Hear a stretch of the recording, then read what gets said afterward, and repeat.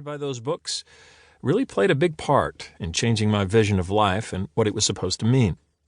I started with reading Chomsky and slowly became very interested in anything that had to do with Israel-Palestine. Reading Edward Said, Mahmoud Darwish, Ghassan Kanafani, John Berger, Tanya Reinhardt, Ilan Pappe, Norman Finkelstein, Noam Chomsky, Kurt Vonnegut, Arundhati Roy, Naomi Klein, all became part of my daily routine. Books changed me, and I think that they are, more than anything else, one of the best tools we can use to learn, reflect on, and truly understand the world we are living in.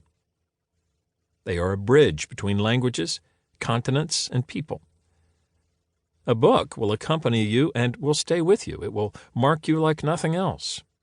You will go back to it, quote it, argue about it. You will borrow one and lend one. The written word, in my opinion, is therefore more effective and long-lasting than the spoken one as a tool for change. I felt very lucky and privileged when in 2008, two of the authors I had read again and again on Palestine, Professors Noam Chomsky and Ilan Pappe, agreed to work on a book with me. Our long email exchanges became Gaza in Crisis, Reflections on Israel's War Against the Palestinians, which found a broad audience and was translated into many languages. After the book, Noam, Ilan, and I continued talking, mostly via emails. One day during a meeting with Ilan in Brussels, we both came to the conclusion that a follow-up to that book was necessary. One thing that had indeed left me frustrated working on Gaza in Crisis was how the email exchanges between Noam and Ilan were not interactive. Noam answered a set of questions, and Ilan did the same. The two authors had no way to respond to or argue with each other. Ilan and I therefore decided that if another book were produced, it would have to consist of face-to-face conversations. Truly excited by the prospect, I emailed Noam, pretty sure that he was not going to be available due to his extremely busy schedule. To my surprise, Noam responded positively, and a few months after I sent the email, Ilan and I boarded a plane for Boston to meet Noam in his office at MIT. In preparing the questions and the topics we were going to address, I thought that it was important to start with the past. Some commentators argue that you should always look forward, think about the future, that thinking about the past tends to be a stumbling block that impedes on the negotiations, the peace process. They are often on purpose missing the point. The past, as far as Palestine and Palestinians are concerned, is 1948, the Nakba, and the ethnic cleansing of two-thirds of the population. Yes, two-thirds. Try to put this in perspective and do the math with the country you are living in right now. That was expelled from historical Palestine to make space for a new state, Israel. It is a not-so-distant past.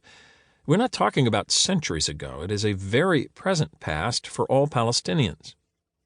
Talking about it, analyzing it, is therefore crucial to understanding the current situation. Understanding Zionism is also key, and the two professors have slightly different perspectives about the matter.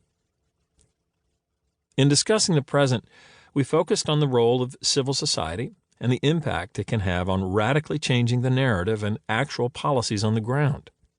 The huge growth and the impact of the boycott, divestment, and sanction BDS movement cannot be underestimated in putting Palestine back on the map. The BDS movement helped rejuvenate and rebuild the solidarity movement worldwide. It offered a step-by-step guide with flexibility depending on the different national interests on how to turn from a defensive stance to an offensive one. The BDS movement asserted, "Let's stop trying to justify our actions, let's act." This made for very engaging discussions. The BDS movement is a subject of debate between Professor Pappe and Professor Chomsky, and both this book and Gaza in Crisis allow room for differences between the two. I do think there's something to gain by enabling this conversation, that it can be constructive and reinforce the struggle for Palestinian rights. Finally, and obviously, we talked about the future, the day-after question. What is actually meant practically by a free Palestine? What kind of state is possible? Is a state the solution? How will Palestinians and Israelis share the country? What constitution will be drafted?